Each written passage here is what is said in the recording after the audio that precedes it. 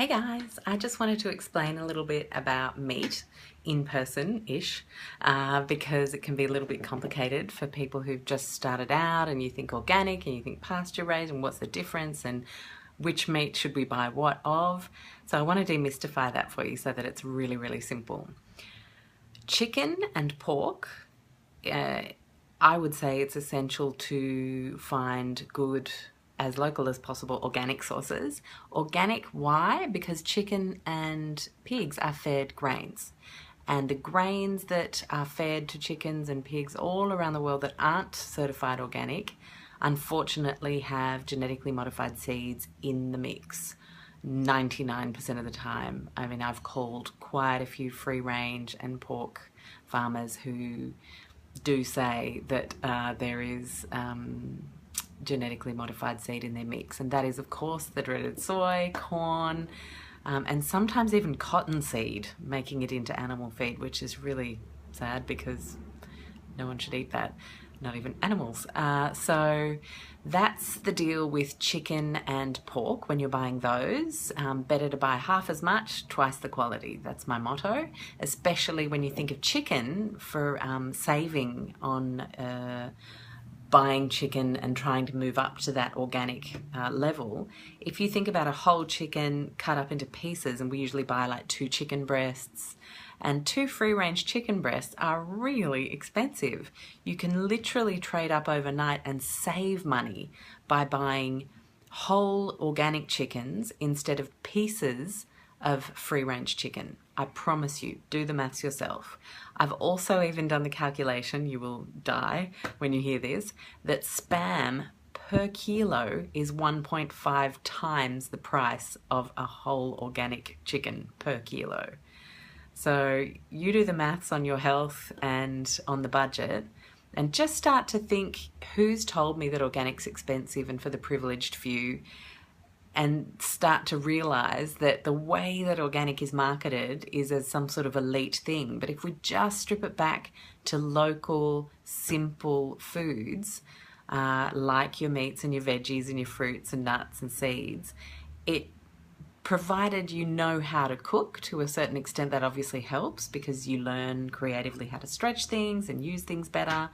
But provided you can do that, and once you can, it really should not end up costing you more. The other benefit, of course, is also that you're nourishing your family with more nutrients, and therefore there is less hunger, more feeling of satisfaction after a meal, which is always fantastic. So that's chicken and pork, and a little segue because I always tangent into other things, of course. And then we look at beef. Now, beef, buying organic isn't enough. In fact, I don't even think it's appropriate unless it is also guaranteed to be grass-fed and finished.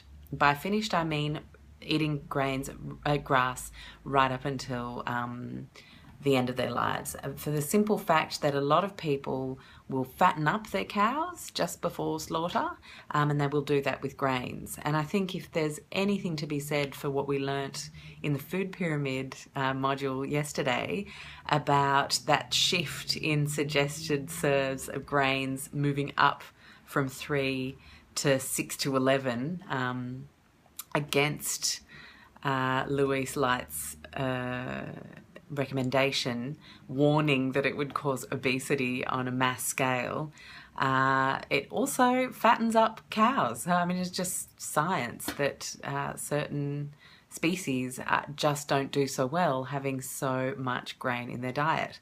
So,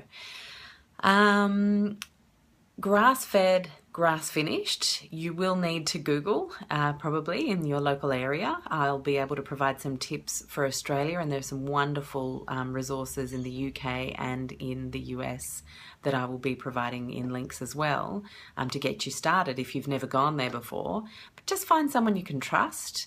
You can tell when you start to ask questions. If someone acts a little bit cagey, you can tell, well, what are they trying to hide? So just be really mindful of the energy of people. I'm not trying to be woo-woo, but you can really, as soon as I say, do those sausages have preservatives?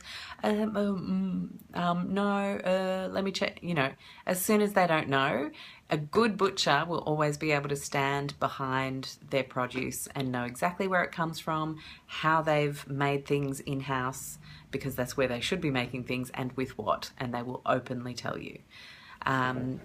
So lamb has started to be fed a little bit of grain in Australia, which is a bit unfortunate, but organic is okay for lamb too. And then when it comes to fish, we have the wonderful Jeremy Prince, who I've had a conversation with to guide us through that topic.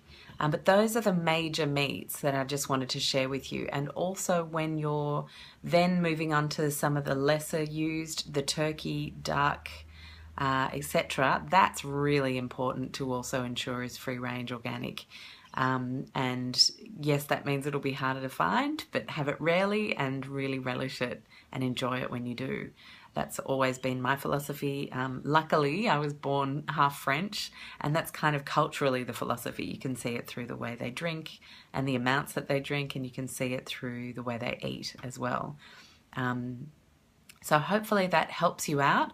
Grass-fed and finished for beef is more important than organic, and for chicken and pork, organic is the most important so that you avoid those genetically modified grains in their feed mix.